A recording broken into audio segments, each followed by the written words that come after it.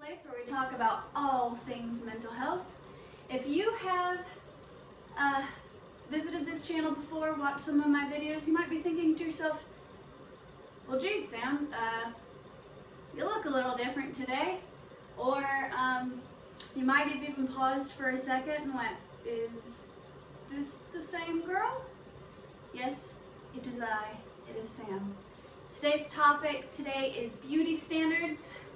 So I figured I would do a little something different and not do my makeup and not do my hair today, since we're going to be talking about beauty standards. So this is me, all natural, no makeup. I just braided my hair back so it's out of my face. I'm just wearing a simple little cover up, just about as natural as you get. Wearing glasses because I am nearsighted and like real blind.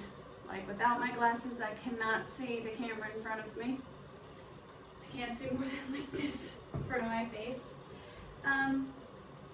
So yeah, I think beauty standards are something we all get affected by around the world.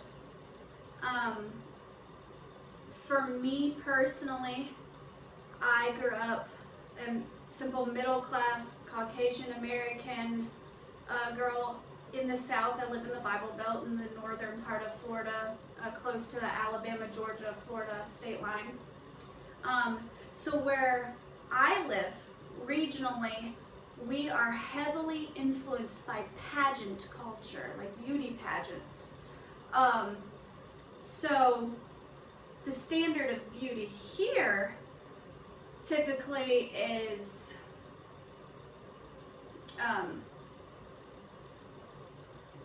a lot of makeup, teased big hair. We have a saying here where I'm from, the bigger the hair, the closer to Jesus, because we live in the Bible Belt. The girls wear quite a bit of makeup here. Before spray tans were more popular, the girls would go to tanning beds a lot. It is considered beautiful to basically have an hourglass figure where I'm from. You want a small waist, but girl, if you're too skinny, you need to eat a cheeseburger or something, come to my granny's house and we'll thicken you up a little bit. That's considered beautiful where I'm from. So growing up for me, I have had 2 kids, so I filled out a little bit, but I'm still a fairly slender woman. In high school, I was very, very tiny. I think I graduated high school like 107 pounds. I'm 5'4". So I was very small. I was like a 0 in gene. And I'm very fair skinned and I get a lot of freckles.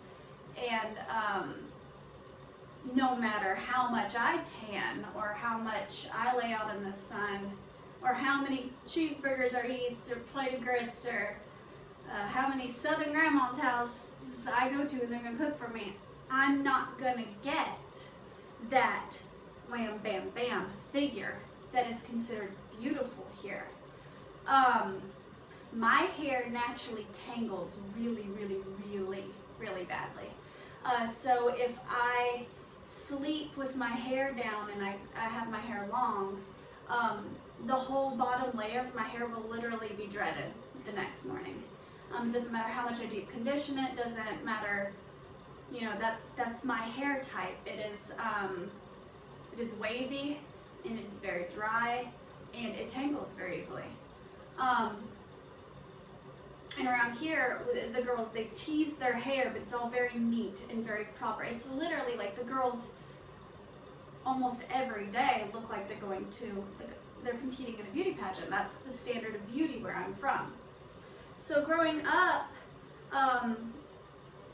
even though I was a conventionally attractive young girl, I had a lot of insecurities. I wish that I could get a little bit more of a waistline. I wish that I could tan more. I wish that I didn't have as many freckles, or that I didn't need glasses or, you know, things of that nature. And I had a lot of insecurity growing up. And now I look back at my yearbook, because in my head I was just this gangly, nerdy thing. And I look back at my yearbook and I'm like, oh my gosh, I was cute. And it's funny now because as a 28-year-old adult, I took for granted how adorable I was. I can tell you now, as a woman who still struggles with beauty standards placed upon you from society, after having 2 kids, you know, you struggle with body image issues. I'll tell you now, if I could go back to the first time I thought I was getting fat, holy crap, I'd love my body, you know. And the point of this video is to talk about mental health and related to beauty standards. So I first want to talk about beauty standards in general. Beauty standards and what's considered beautiful or attractive literally change from region to region, country to country, culture to culture, subculture to subculture. It's heavily influenced by social media, it's heavily influenced by religion, by all sorts of things. What's beautiful in my town that I said before is heavily influenced by pageant culture is not what's going to be beautiful in, say, the exact opposite. If you were to move to France, they try really hard to look effortless, which I know sounds silly because I guarantee you go to France and they have these natural, like, loose tousled waves and they look like they're hardly wearing any makeup, and you're just like, wow, these women are just stunning, right? They put a lot of effort into getting that I woke up like this look. I guarantee you none of those women actually woke up like that. Same thing as you see a lot of memes and stuff of men going, when I say I want a woman that's naturally beautiful, I mean this, inserts like very attractive Instagram model, not this, inserts picture of a real woman in poor lighting and taking a selfie. Okay, things that we don't understand oftentimes is those women we see on social media, they have things like Facetune. They make good money, so even though they might not be wearing makeup, they have filters on, they have Facetune, they have things like eyelash extensions and stuff. So yes, they may not be wearing makeup, but nobody, or not very many people, naturally wake up with like full set of gorgeous, thick, long, dark lashes, and they have things like their eyebrows microbladed, which eyebrows are known to structure the face and give more, you know, structure and definition to the face. They get lip injection stuff. So yes, these women may be posting a selfie or something that's natural beauty, and we as women at home, we're looking at it and we're going, well, why can't I wake up looking like that? Well, they don't wake up looking like that either.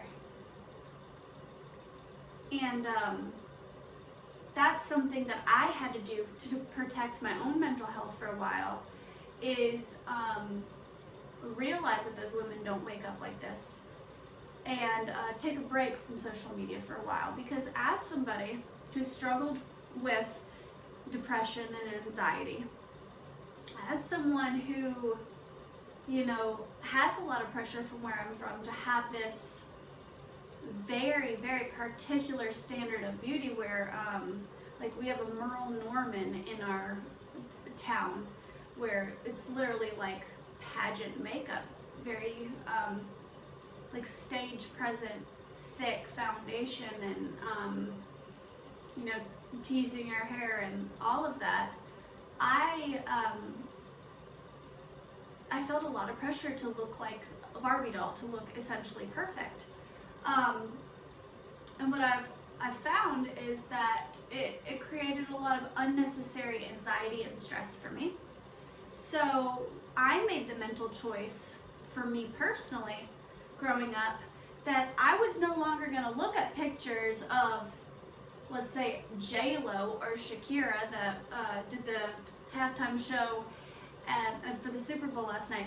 Gorgeous, phenomenal show, great. Those women are hot, highly attractive, but it's not realistic for me as a Caucasian, skinny, 28-year-old, woman to compare myself to these Latin American, older women, more money. It's not realistic.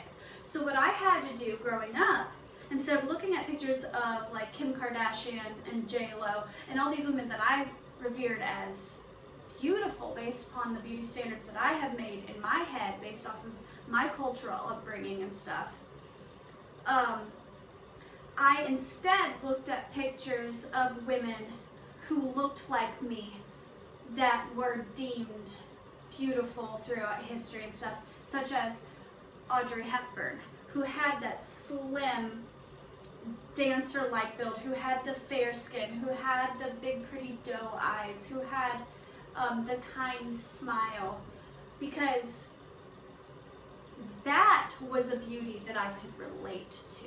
That was a beauty that was realistic for me.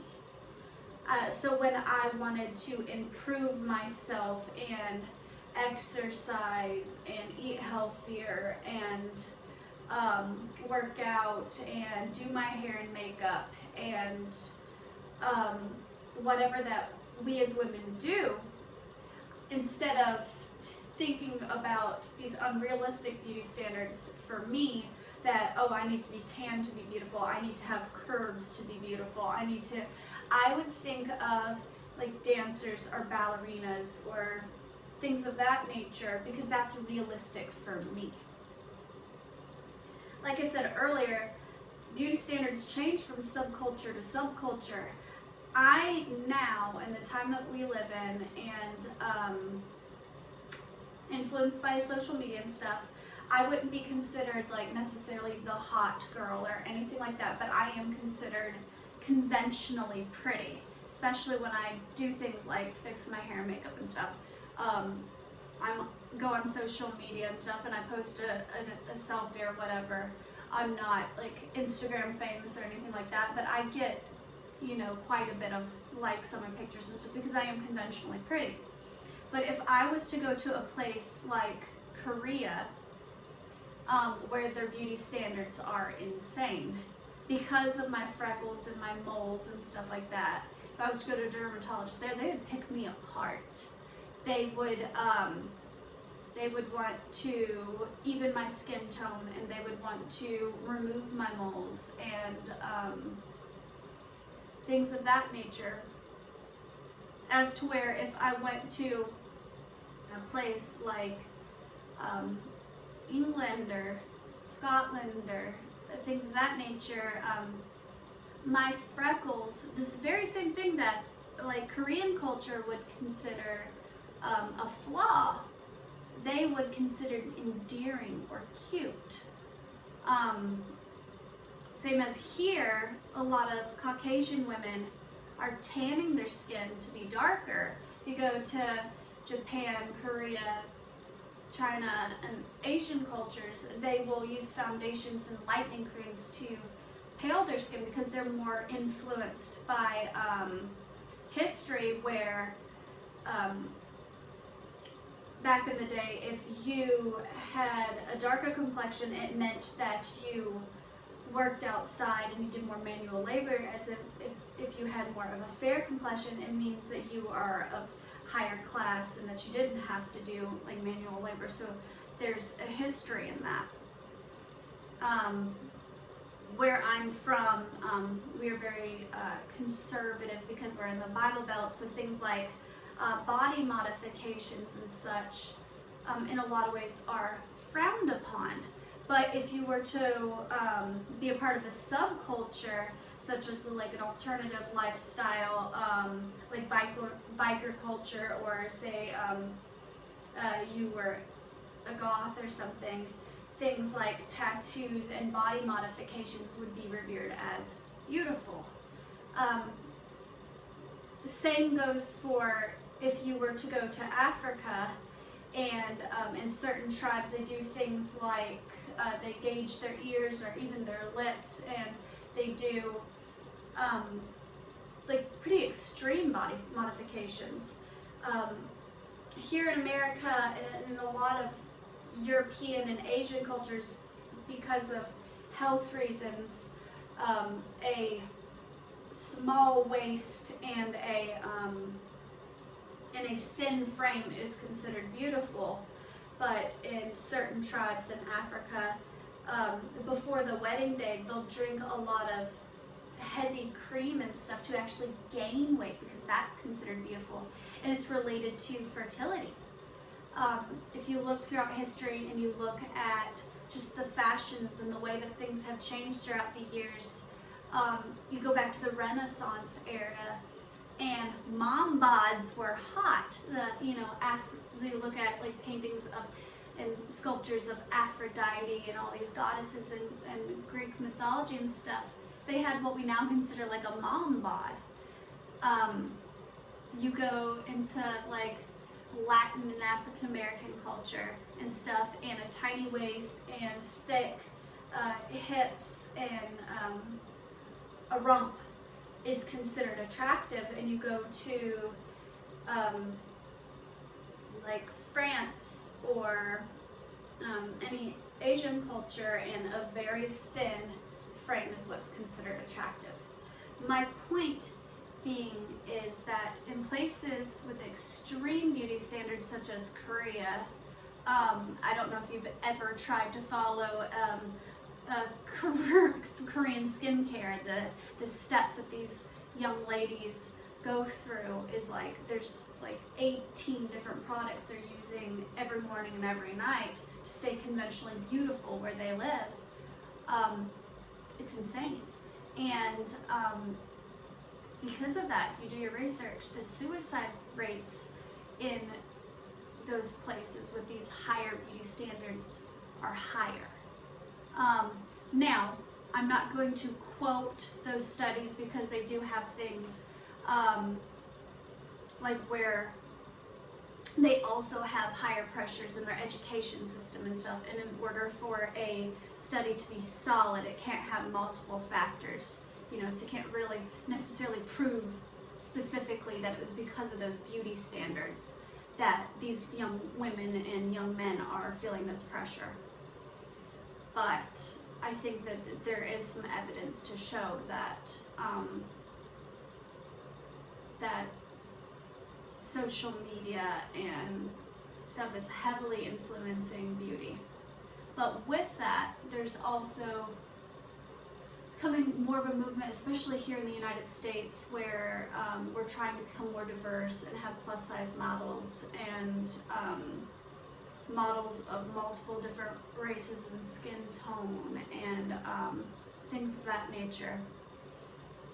And it's beautiful. Some of it's a little bit damaging as well, because for health reasons and stuff.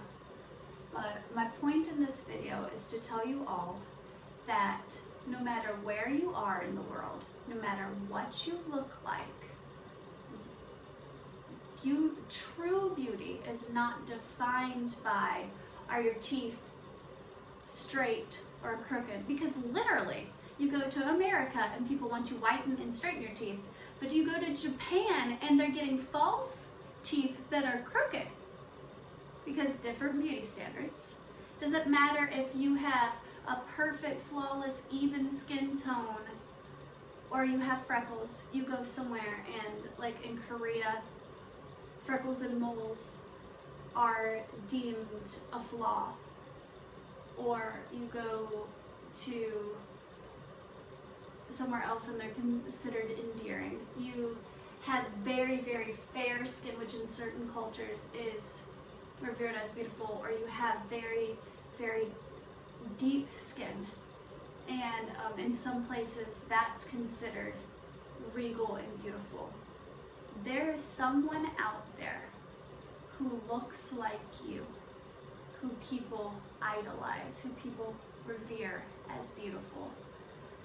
You may not feel conventionally beautiful because of where you're from and your cultural influence, but I'm telling you, the things you have control over, like how you treat others, I'm gonna be such a mom right now. How you treat others, how you speak, how you present yourself, your education, how you carry yourself. Those are things you can control. Things like how you were born, your skin tone, your height. Yes, you may be able to diet and exercise. Yes, you may be able to have good hygiene. You may be able to apply makeup. But if you are looking in the mirror every day and you are picking yourself apart, and I wish I was tanner, I wish my hair had more volume, or I wish, certain things that, now that I've had kids, I wish my breasts were perkier, or that I didn't have stretch marks, or those things are out of my control. So what I learned to do was compare myself to people that are considered beautiful throughout history, that look similar to me. Do the same. If you're watching this video and you have been picking yourself apart, you have access to the internet. Type in your features that you're self-conscious about and find cultures that revere that as beautiful. And then think to yourself, if you're saying, oh, well, I'll never find a person that'll love me for who I am because I have really deep complexions and I have very kinky curly hair and full lips and a little thicker, that's a very specific type of beauty. But I guarantee you there's a woman out there, a famous actress or a model or something that looks like that. Or if you have very, very fair skin and red hair and you've been teased your whole life for being called slanderous words like fire crotch or things of that nature.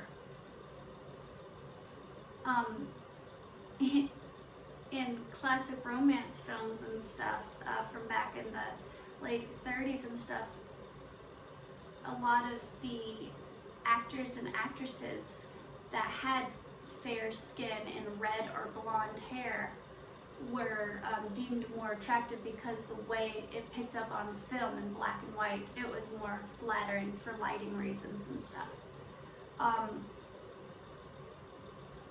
Obviously, take care of your body, practice good hygiene, eat right, and make sure you're getting exercise. Take care of your body, love yourself. It's okay to want to improve. Make sure you're doing it for the right reasons. It's okay if you want to wear a full face of makeup, and I mean be a full glam goddess in your heels and whatever. Baby, you do you, but make sure you're doing it for the right reasons. Make sure you are doing it because it makes you feel powerful and sexy and loving yourself and confident, not because you're trying to attract a spouse, not because you don't like yourself when you wake up in the morning. If you want to be a natural, beautiful goddess of a woman and you don't feel like you need makeup and you don't, whatever, you do you, but don't look down upon the woman who's wearing the full face of makeup.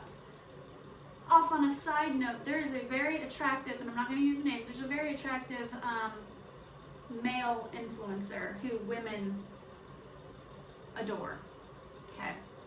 He has a very attractive girlfriend right now who's also an influencer on social media. And I was seeing some comments on their post talking about how somebody commented, and it just upset me so badly, that one of his ex-girlfriends is also pretty well known. And somebody commented, and I think they were trying to compliment him and his new girlfriend, but it was so ugly. Who's hotter, this woman or his ex-girlfriend? And literally, his new girlfriend's like early 20s. The ex-girlfriend's mid to late 30s. One came from a southern background where she has the kind of beauty standards that we have in our area, where it's like heavily influenced by beauty pageants. So she wears more makeup, she teases her hair. She's also, I don't want to give out too many information, or you might know who I'm talking about. She also has a job where she has to dress more conservatively and professionally, and she's on camera, so she has to wear camera makeup and such. And the new girlfriend is younger, on social media, from a different background, does like swimsuit modeling and stuff. So she has Photoshop readily available to her. She has good lighting. She's, you know, a swimsuit model, so she has to keep her body fit and tight. She's younger. Because of the type of modeling she does her makeup every day, but it's more natural because it's really more beachy and sultry looking. The comparison of the two was unfair. They both, if you woke up beside these women and they're fresh out the shower and they, you know, no makeup, no hair, and they were in the same room, your jaw would drop because they both are absolutely gorgeous women.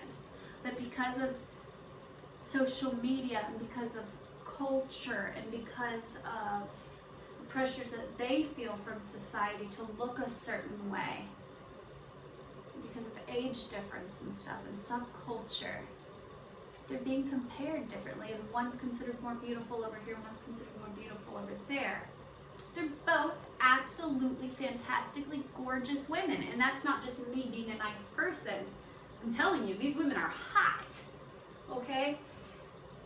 My point is, and I got off on a little bit of a tangent there, is wear what you want to wear. Do your makeup how you want to do it. If you're a man and you want to hit that gym every day and have you a like washboard ab body, honey, that is sexy to somebody. But there's also women out there who love to lay their chest, their head on a man's chest, and the guy have a little bit of cushion. There's women out there who love the bearded, slightly chunkier type. There's women out there who like really tall, ethereal, like stoic looking men. There's women out there who like a man's hands to be very clean and, you know, well groomed. And then there's women out there who love calloused hands because they want, you know, that manly man. My point is, what you have is absolutely beautiful to someone, probably multiple people. You cannot control how you were born, but you can control how you treat others. You can control the words that come out of your mouth. You can control how you view beauty.